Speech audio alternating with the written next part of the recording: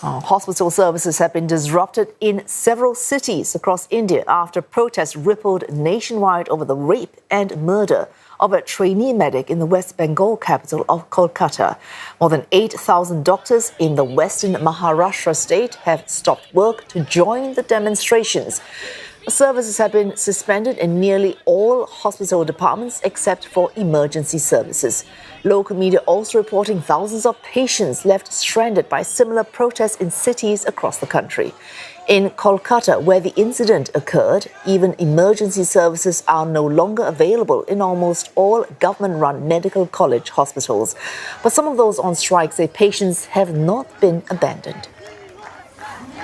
Patient को हमने ensure किया है कि कोई तकलीफ नहीं हो इस दौरान। क्या हो रहा है कि जितने भी इमरजेंसी सर्विसेज, जितने भी ओपीडीज है, जितने भी आज सेवाएं वहाँ चल रही है, हम एक 100 डॉक्टर्स यहाँ है, बट एक 200 डॉक्टर्स है जो इमरजेंसी सर्विसेज पे आज भी काम कर रहे हैं। We want justice! We want justice! We want justice! And demonstrations erupted after inconclusive talks between doctors and government officials. Protesters are demanding justice and improvements in safety at work. The body of the woman was found in the seminar hall of a medical college in Kolkata on Friday. An initial autopsy confirmed sexual assault and homicide. Today, the Kolkata High Court ordered an investigation and required state officials to immediately turn over case material to the country's Central Bureau of Investigation. And for more, Ishan Garg joins us live from New Delhi. Ishan, you are at a hospital where doctors have joined the strike. It's caused a great deal of disruption. What would it take for the doctors there to return to work?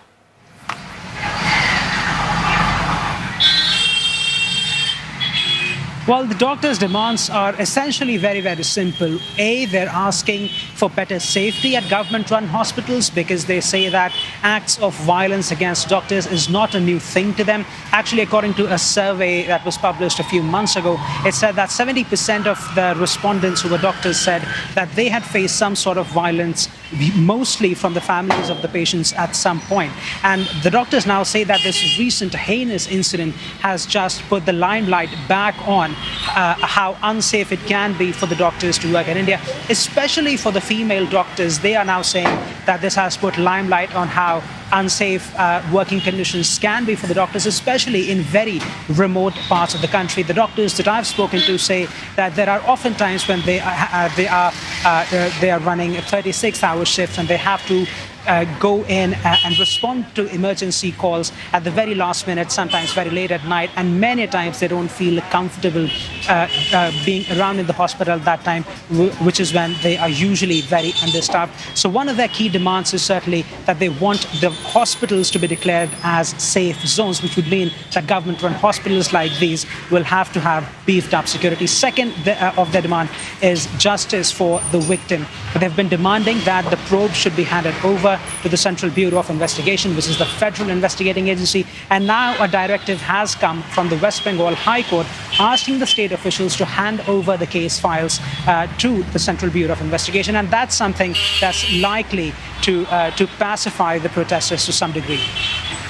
Well, on that front, perhaps pacifying some protesters, but are there any other signs of talks between protesters, doctors and government officials restarting very soon to return health services to many across India?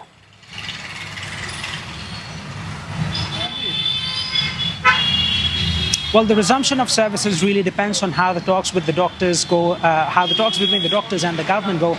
Very recently on Tuesday, the Indian Medical Association, which is the largest medical body in the country, representing some 350,000 doctors, they met with the Health Minister, J.P. Nadda, and they have given the government an ultimatum of 2 days, saying that their main demands should be met by then, or they will continue with the protest. The main demands include making hospitals safe zones, beefing up security in these areas, and also bringing in a federal law ensuring that any crimes, any cases of violence against the doctors should be severely punished by heavy fiscal penalties or by imposing prison sentences. That's one of their key demands that the doctors are now saying they have put in front of the government, because right now the services are being hampered in government-run hospitals to some degree. At the All India Institute of Medical Sciences, where I am, latest reports coming out said that this hospital recorded 25% lower